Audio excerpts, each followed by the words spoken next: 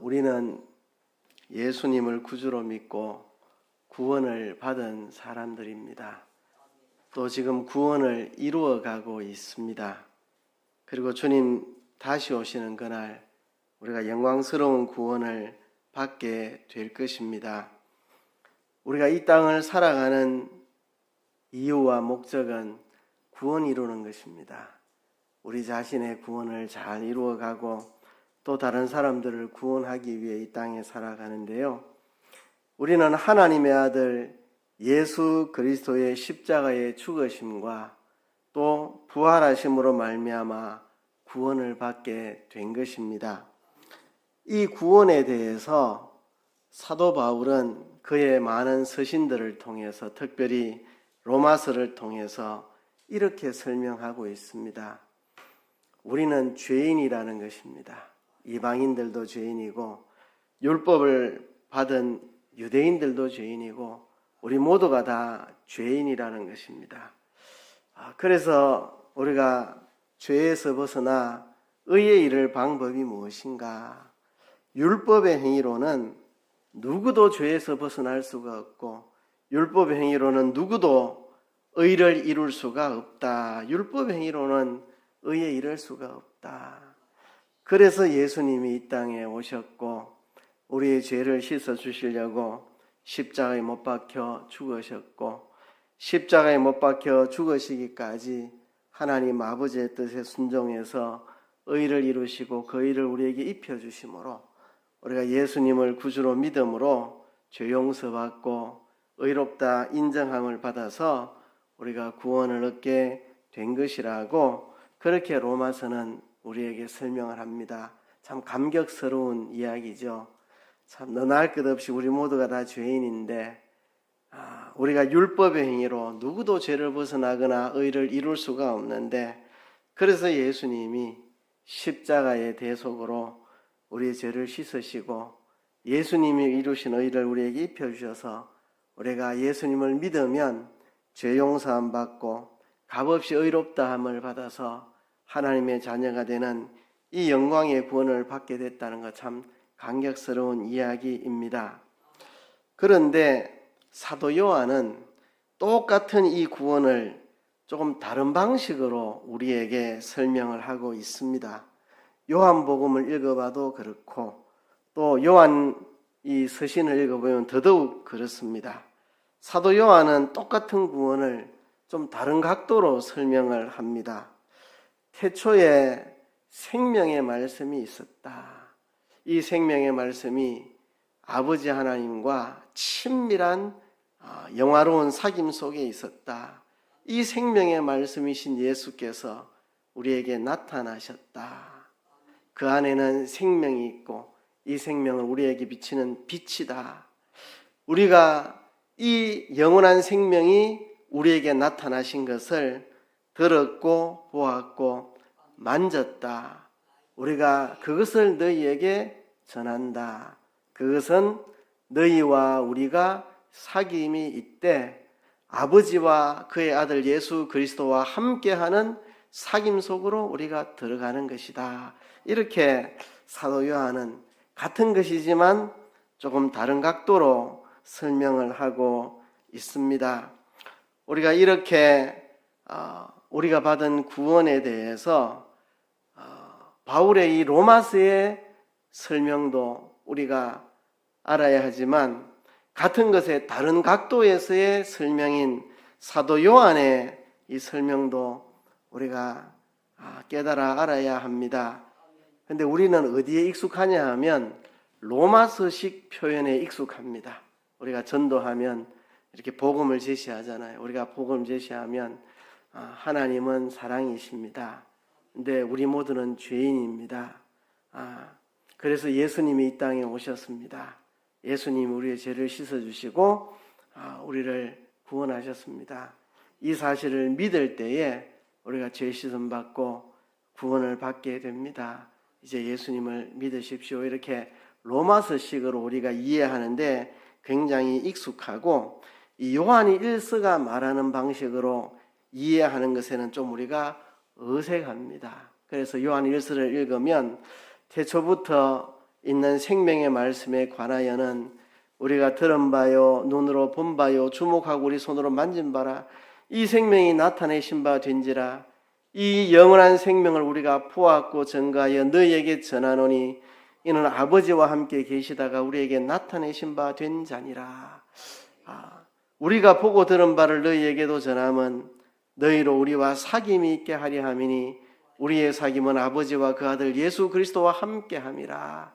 이런 표현들을 조금 우리가 피상적으로 조금 관념적으로 이렇게 느끼고 실제적인 우리의 구원으로 잘 느끼지 못하고 좀 피상적인 이야기로 이렇게 느끼는 게 왜 그러냐 하면 우리가 로마서식의 설명에만 익숙해져 있고 이 사도 요한의 설명 방식에 대해서 우리가 익숙지 않다는 것입니다.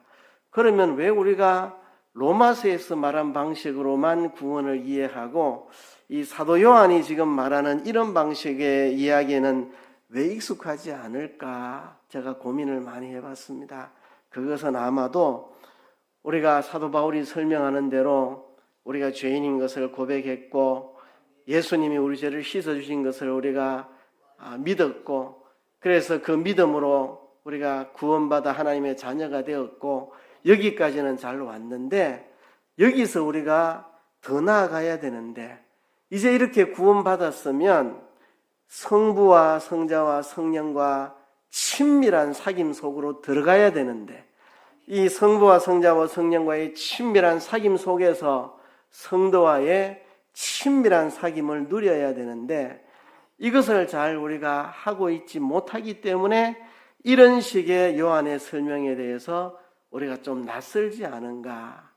우리가 내가 죄인이라는 것도 알고 그래서 예수님이 나 위해 십자가에 죽어주신 것도 알고 그래서 그 예수님의 십자가 대속을 믿음으로 내가 구원받았다는 감사가 있고 하는데 그래서 로마서식의 설명은 우리가 너무나도 익숙한데 그 다음에 우리가 나아가야 될 게 뭐냐? 우리가 성부와 성자와 성령과의 친밀한 사귐 속으로 들어가서 날마다 삼위일체 하나님과의 깊은 교제를 우리가 누리고 그리고 그 교제로서 성도들 사이에도 아름다운 교제를 누려야 되는데 이 부분에 있어서 우리가 많이 부족하기 때문에 이 사도 요한의 방식의 설명에 대해서 우리가 좀 익숙지 못하고 낯설고 그냥 관념적인 이야기처럼 피상적으로 느껴지는 건 아닌가 이런 생각을 해서 제가 요한일서 1장을 좀 여러 차례 반복해서 설교하는 이유가 균형을 좀 맞추고 싶어서입니다. 로마서식의 구원에 대한 설명은 익숙하지만 요한일서에서 사도 요한이 말하고 있는 이런 방식의 구원에 대해서 우리가 조금 낯선 것 같아서 결국 우리가 여기로 나아가야 하는데 여기로 나아가지 못하고 있는 것 같아서 이 부분을 제가 지금 계속 설교를 하는 겁니다. 교회에 대한 이해도 마찬가지입니다. 우리가 교회 하면은 늘 신학교 가면 교회는 헬라어로 에클레시아라고 한다. 이 에클레시아라는 말은 부르심을 받은 자들의 모임을 뜻한다. 그래 가르치니까 목사들도 교회 와서 교회는 에클레시아다. 에클레시아는 부르심을 받은 자들의 모임이다. 우리가 세상에서 부름받은 자들이다. 죄와 마귀와 사망으로 된 세상으로부터 부르심을 받은 자들의 모임이다.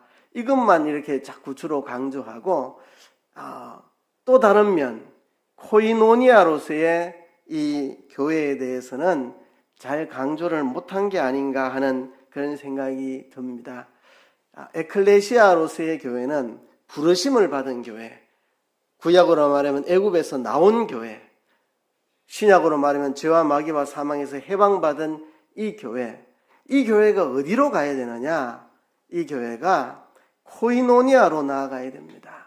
성부와 친밀한 교제, 성자 예수 그리스도와의 친밀한 교제, 성령과의 친밀한 교제, 그 안에서 성도들과의 친밀한 교제. 이 코이노니아는 우리가 나아가야 될 교회가 향해야 될 방향을 말합니다.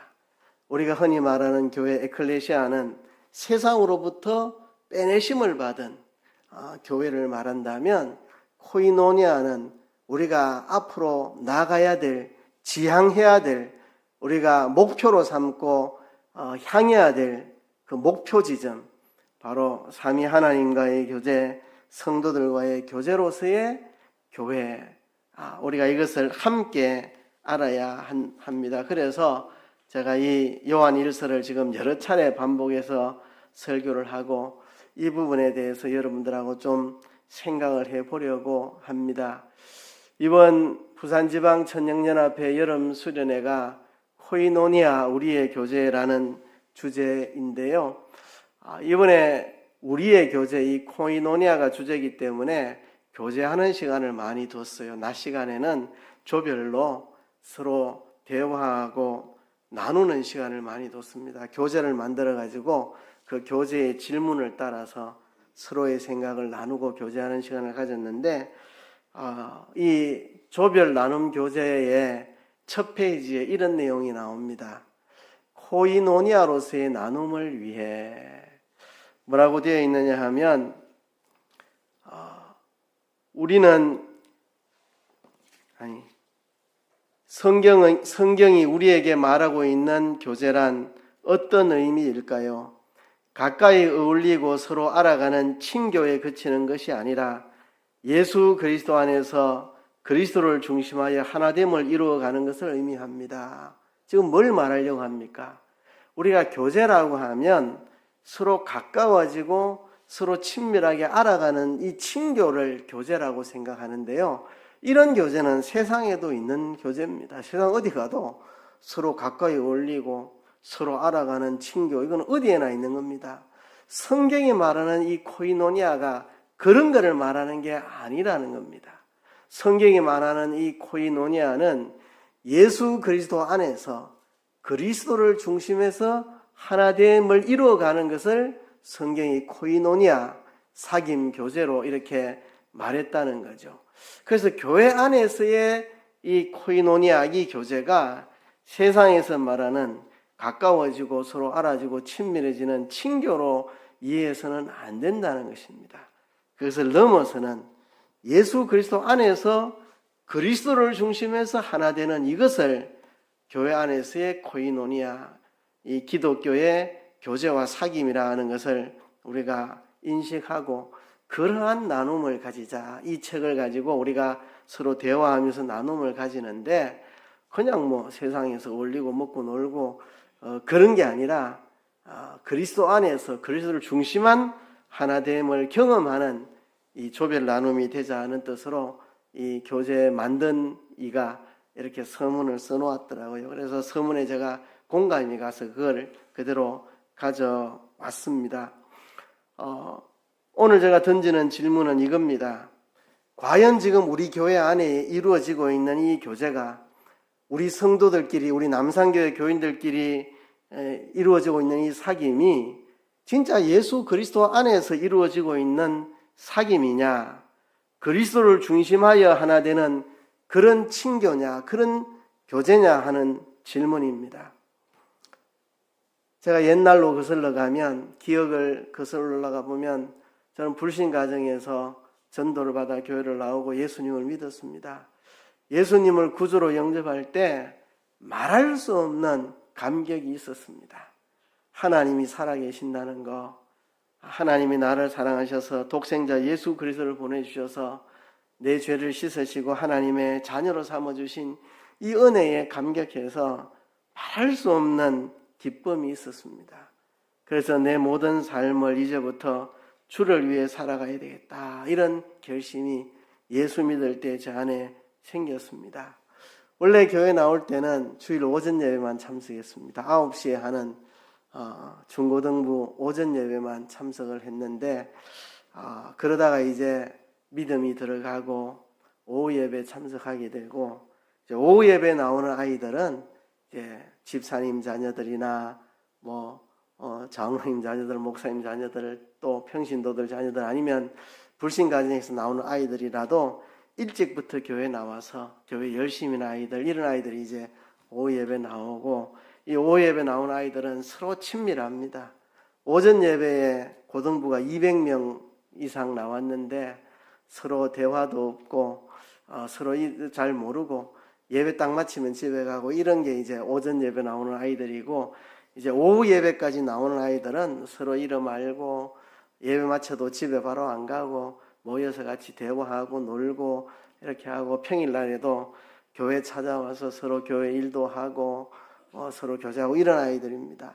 저도 이제 예수님을 구주로 믿고 이 오후 예배에 참석하고 이 교제의 테두리 안에 들어와서 이제 저보다 먼저 신앙의 길을 걷고 있는 이 동료들과 교제를 나누게 됐습니다. 거기서 저는 상당히 의아하고 좀 충격적인 느낌을 받았습니다.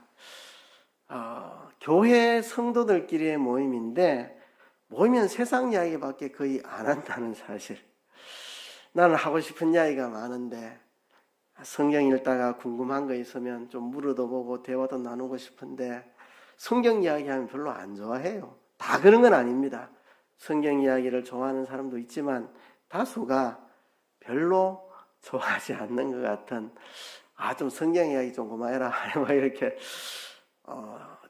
이번 주에 목사님한테 이런 말씀 들었는데, 이게 왜 이렇게 목사님 말씀하실까, 이게 무슨 뜻일까 잘 이해가 안 간다 이런 이야기 하면, 아이고 그런 건 니나 생각해라 막 이렇게 골치 아픈 이야기 하지 마라, 이런 분위기가 좀 많았습니다. 다시 말하자면 모두가 그랬던 건 아닙니다.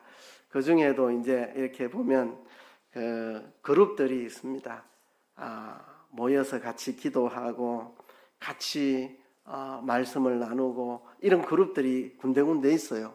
제 아내가 속한 그룹도 그런 그룹인데, 제 아내 또래들 중에 이렇게 늘 모여서 시간 나면은 예배 마치고 집에 안 가고 모여서 같이 기도하고 같이 성경도 읽고 같이 삶도 나누고 이런 그룹들이 중간중간에 있기는 해요.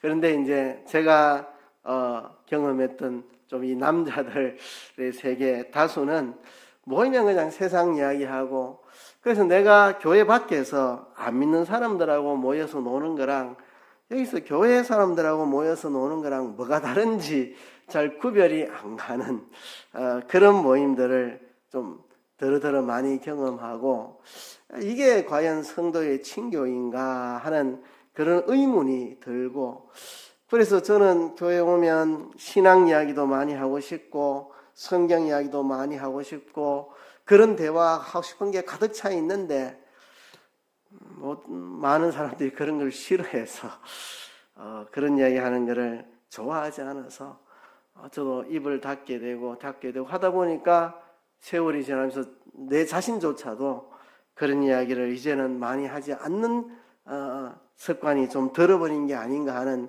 그런 생각이 있습니다.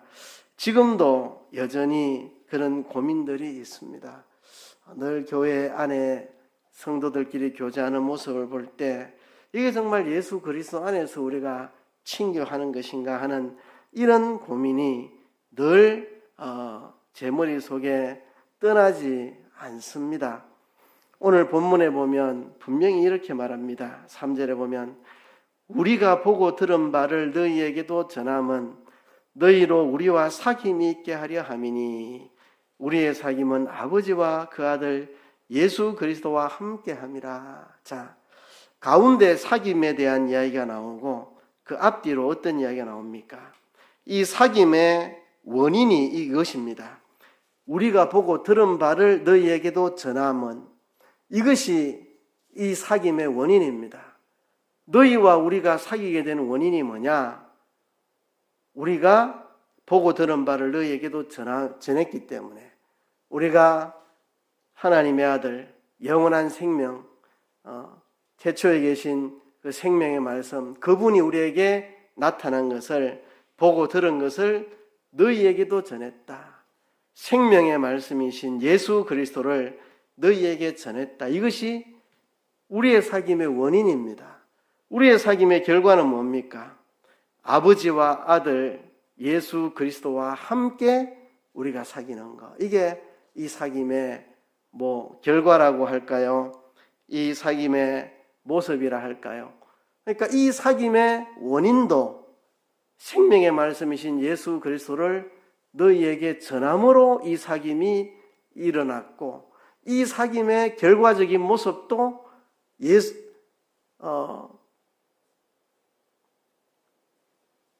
사귐의 결과적인 모습도 아버지와 그 아들 예수 그리스도와 함께하는 이것이 그 결과입니다. 그러니까 이 사귐, 이 코이노니아의 중심에는 예수 그리스도가 있다는 것입니다. 생명의 말씀, 영원한 생명이신 예수 그리스도를 전함으로 우리에게 사귐이 일어났고 이 사귐은 아버지와 그의 아들 예수 그리스도와 함께하는 사귐이다. 이 사귐의 원인도 예수 그리스도를 전함으로 생겨난 사귐이고 이 사귐의 결과적인 모습도 아버지와 그의 아들 예수 그리스도와 함께하는 사귐의 모습이고 결국 이 사귐에 예수 그리스도가 빠져서는 이것을 코이노니아라고 성도의 교제, 성도의 사귐이라고 할 수가 없다는 것입니다. 제가 본회프 목사님의 말을 제가 적어왔는데요. 앞에 있는 내용입니다. 우리는 예수 그리스도를 통해서만 서로의 형제가 된다. 나는 그리스도가 나에게 나를 위하여 해주신 일을 통해 다른 사람의 형제가 된다. 우리가 그리스도를 통해서만 형제가 된다는 이 사실은 청량할 수 없이 중요하다. 그리스도인으로서의 교제는 그리스도인 자신의 영성, 그의 경건함 등으로 공동체의 기초를 삼는 것이 아니다. 오직 그리스도가 우리를 위해 행하신 일에만 근거한다.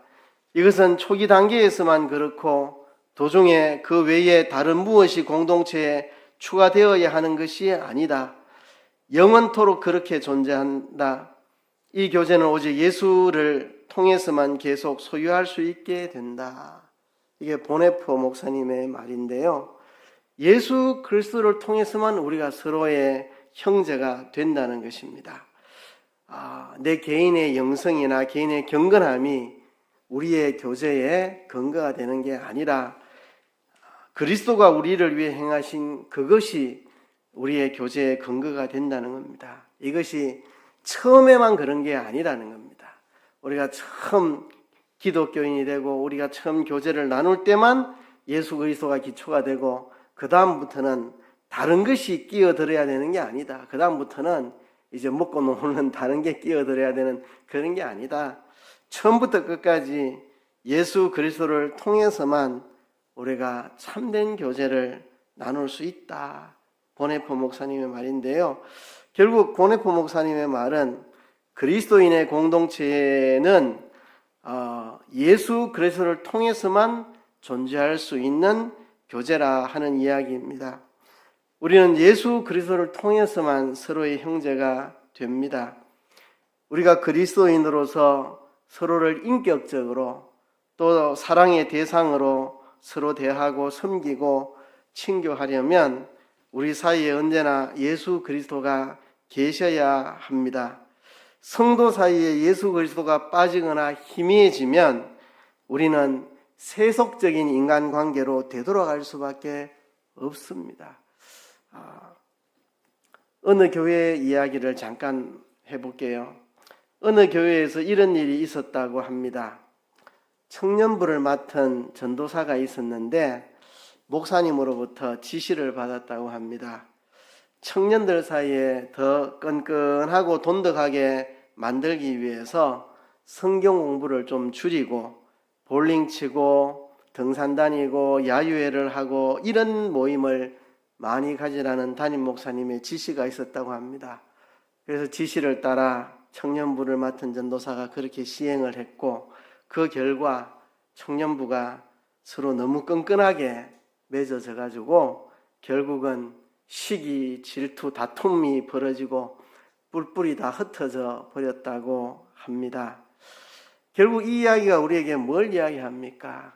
예수 그리스도가 그 사이에 빠져버리면 세속적인 모임으로 전락하고 만다는 이야기입니다.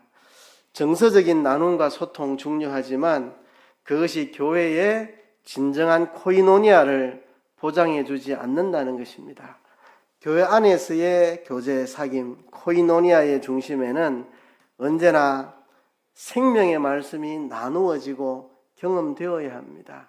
우리 사이에 생명의 말씀이 나누어지고 경험되는 그것이 있지 않고서는 참된 성도 사이의 교제가 이루어질 수 없다는 것입니다.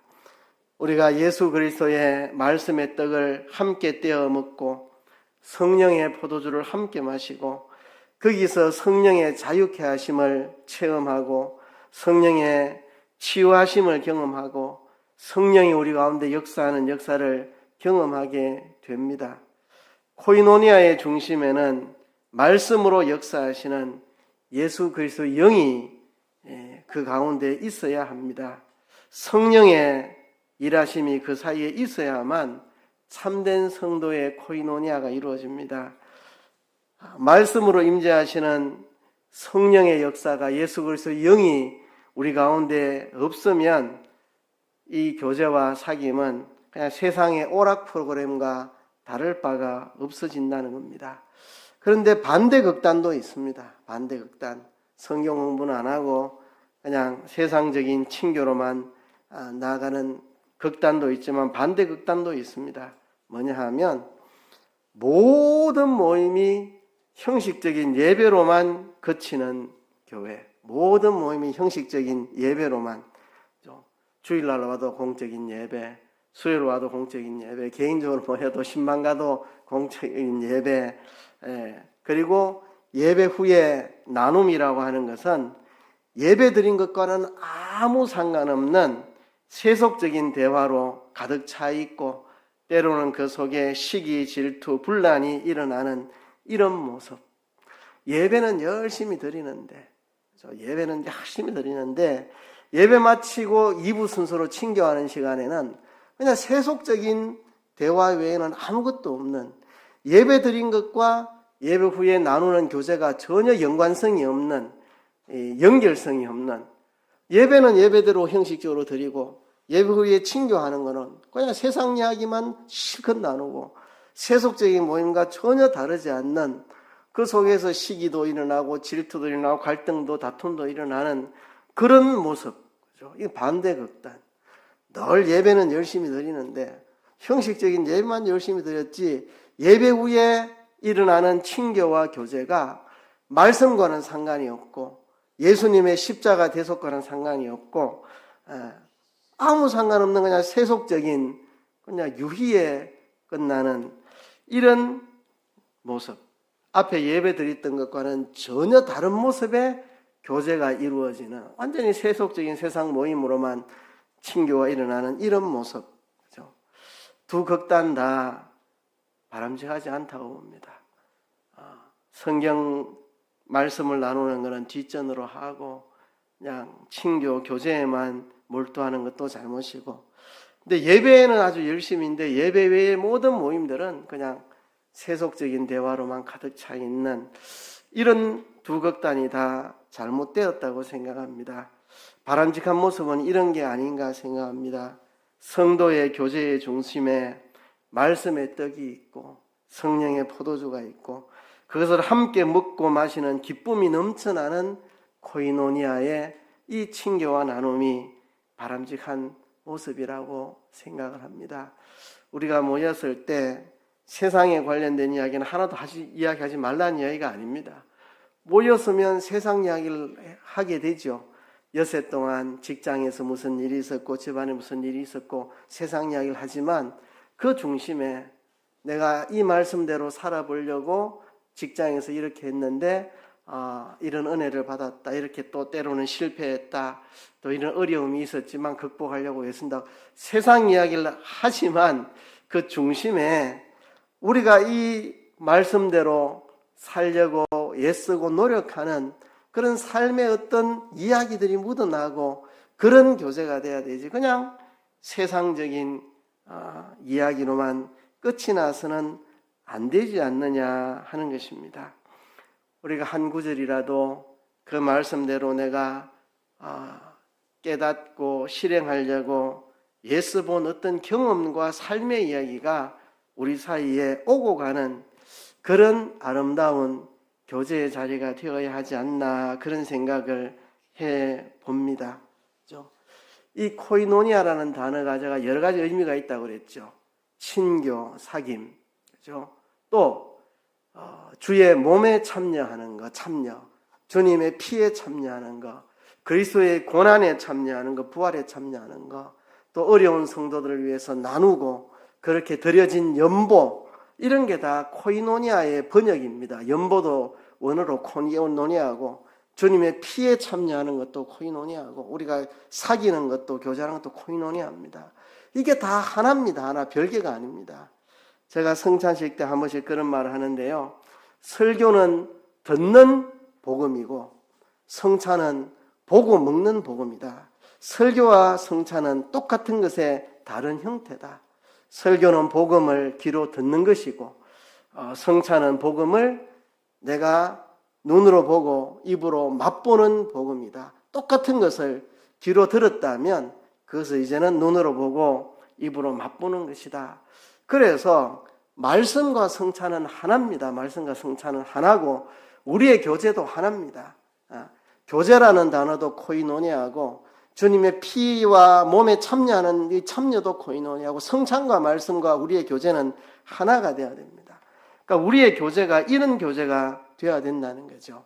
우리가 듣는 말씀과 우리가 성찬에 참여하는 것과 우리가 서로 교제하고 사귀는 것이 하나가 되는, 모양만 다른, 말씀은 제가 입으로 전하고 여러분 귀로 듣는 거고 성찬은 눈으로 보고 입으로 먹는 거고 교제는 우리가 서로 모여서 삶을 나누고 한 주간 동안 가정에서 직장에서 일어났던 이야기를 서로 나누고 하는 형태만 다르지 그 내용은 똑같아야 된다는 겁니다.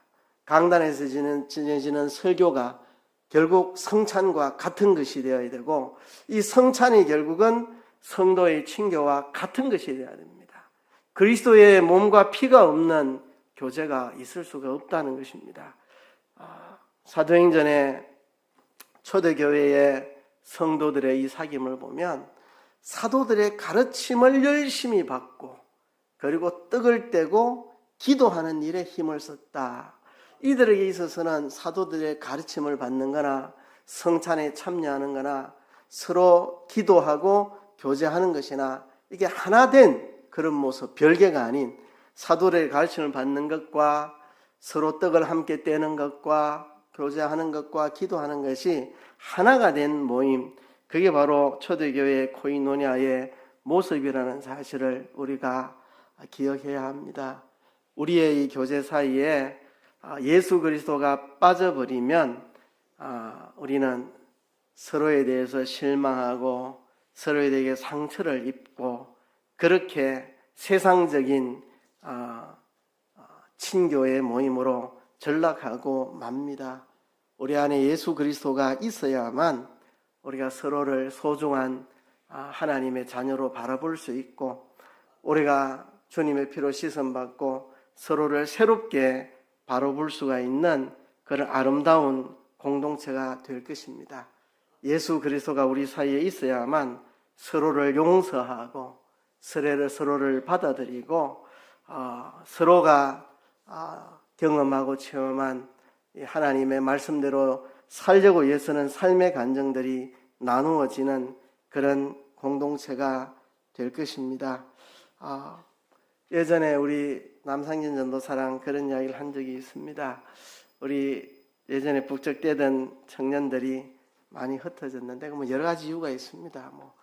대학이 울산에는 대학교가 별로 없고 그래서 대학 진학하면서 외지로 아이들이 많이 떠나고 그런 것도 있고 취직해서 떠나는 것도 있고 여러 가지 있고 코로나 영향도 있지만 그중에 우리가 하나 놓치지 말아야 될 것은 과거에 청년부에서 모여서 으쌰으쌰 많이 했지만 그게 예수 그리스도가 빠져버린 어쩌면 우리끼리의 먹고 노는 그런 모임은 아니었을까 그런 반성을 해보자고 제가 남조선한테 이야기했고 남조사도 목사님 이야기가 맞는 것 같습니다. 그래 동의를 하고 앞으로 우리가 청년부는 친교에 힘을 써되 이 복음 안에서 친교하는 친교가 돼야 되지 세속적인 친교가 돼서는 안 된다. 그를 명심해라.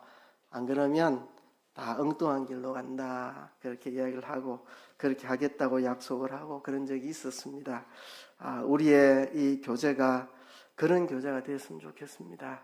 예수 그리스도가 중심에 계시는 그런 진정한 교제가 되도록 세상 모임과 다를 바 없는 교제가 되지 아니하도록 사도 요한이 요한 1서에서 진짜 하고 싶은 이야기, 이 우리의 사귐이 우리 가운데 이루어졌으면 좋겠습니다.